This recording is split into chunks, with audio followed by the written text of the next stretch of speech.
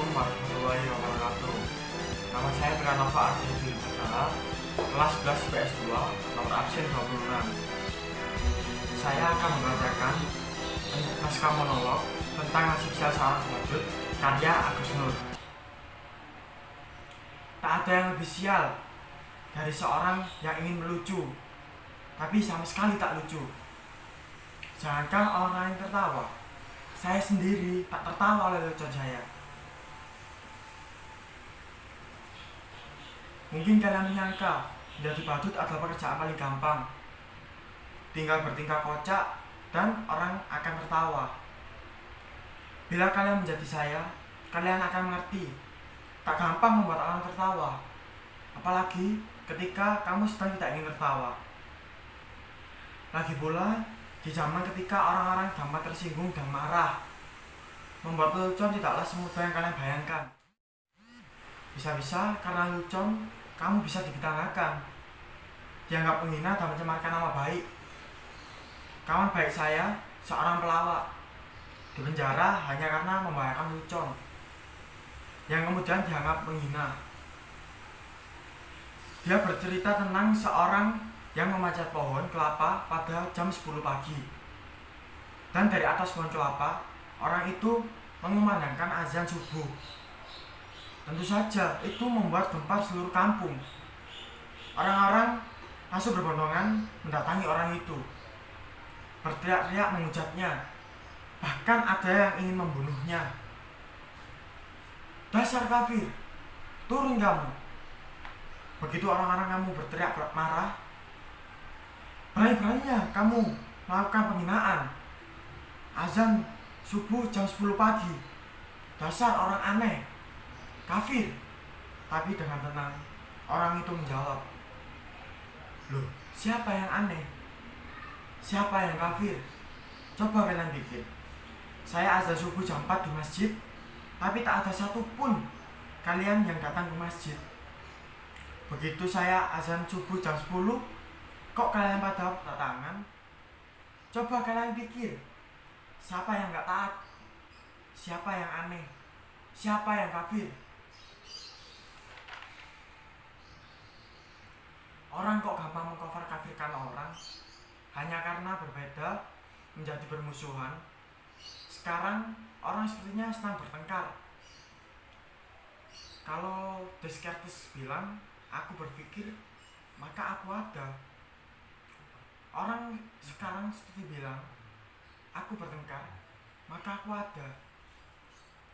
Pertengkaran menjadi omiditi, diperjualbelikan, bahkan seringkali diberi pembenaran atas nama keyakinan. Ayat-ayat digunakan untuk kepentingan kekuasaan. Makanya sekarang ini susah membuat orang tertawa. Saya menjadi badut meneruskan ayah saya. Dulu ayah saya juga seorang badut. Karena bapak saya badut, saya pun jadi badut. Sekarang kan sedang ngetren, anak meneruskan orang tuanya.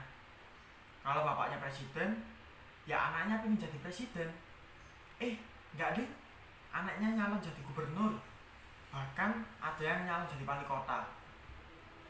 Sudah, jangan ngomong lantur, nanti saya malah ditangkap. Dulu kata bapak saya, jadi badut itu lumayan enak, penghasilannya lumayan. Bapak saya sering diundang karena orang-orang butuh hiburan. Badut dan pelawak dianggap masih lucu. Lah, kalau sekarang pelawak saja kalau lucu, kok sama politikus?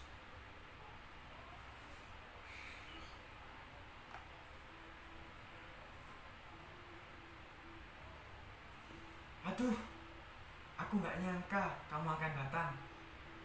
Silakan. Maaf berantakan.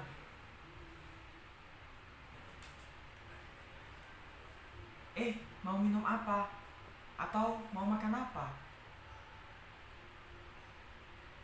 Kamu gak haus?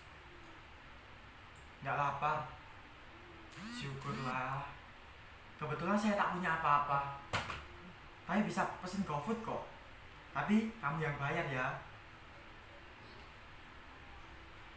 Yang datang ini pacar saya. Loh, Jangan tersenyum mengejek begitu.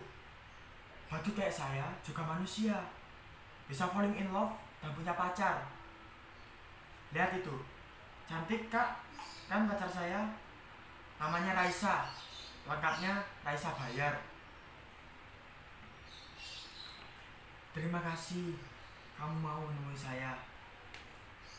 Saya kira kamu sudah melupakan saya. Terima kasih kalau kamu terus ingat saya. Kamu pasti kangen ya. Saya juga.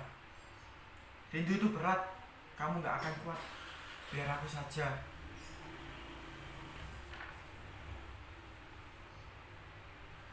Aku kira kamu sudah gak mau sama saya. Katanya kamu punya pacar baru, lebih tampan, lebih kaya. Tapi percayalah, apapun yang terjadi, aku tetap cinta kamu. Sumpah I love you, I miss you. Boleh aku peluk kamu? Boleh aku cium kamu? Raisa, Raisa, Raisa. Tak ada siapa-siapa, tak ada yang datang. Ternyata hanya Helen saya saja.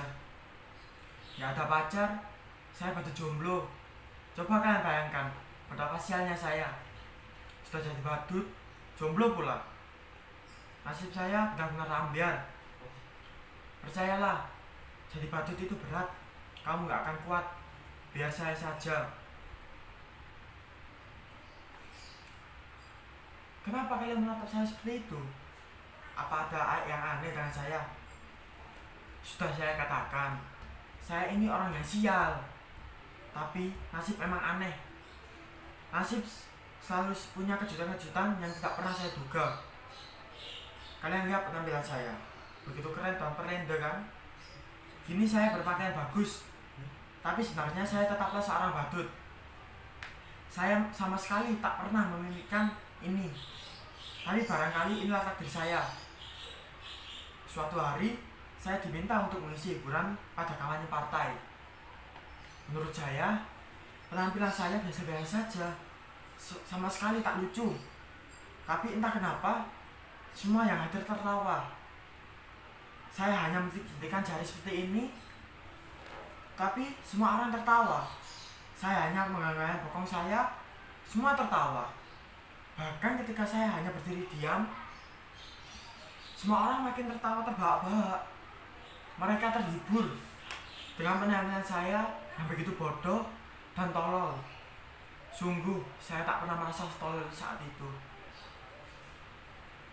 Lalu pimpinan partai mendatangi saya, menjabat saya, memuji-muji saya.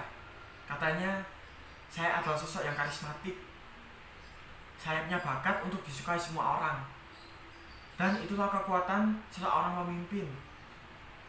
Ia bilang pada saya, sekarang ini menjadi pemimpin tak perlu cerdas atau pintar.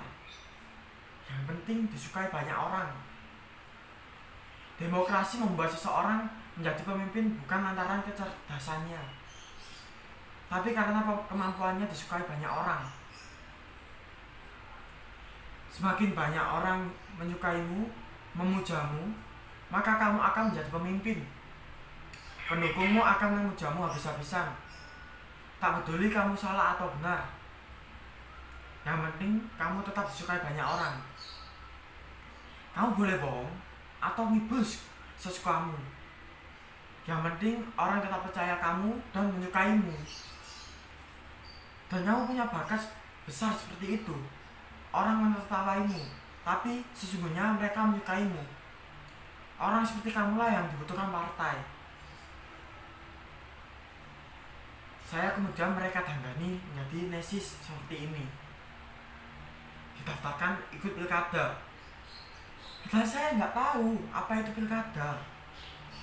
Saya nggak tahu beda pilkada dan pilkab. Tapi ada yang bilang pilkab itu nggak boleh coba-coba buat anak. Kalau pilkada boleh coba-coba buat anak. Makanya banyak anak pejabat dan pemimpin yang coba-coba ikut pilkada. Saya benar-benar nggak tahu mengapa mereka menyuruh saya ikut pilkada. Padahal ijazah pun saya tak punya. Tapi mereka bilang, tenang saja, ijazah bisa dipalsukan. Jangankan ijazah, kebenaran pun bisa dipalsukan. Dan betapa sialnya saya menang pilkada. Barangkali zaman memang sudah gila. Mereka memilih karena dianggap saya bisa menghibur mereka. Saya dianggap orang paling lucu yang bisa membuat hidup mereka bahagia. Ketika saya menjadi badut, saya tak pernah berhasil membuat orang tertawa. Tapi ketika menjadi pemimpin, berkali-kali saya membuat orang tertawa. Itulah kenapa saya bilang, betapa sialnya hidup saya.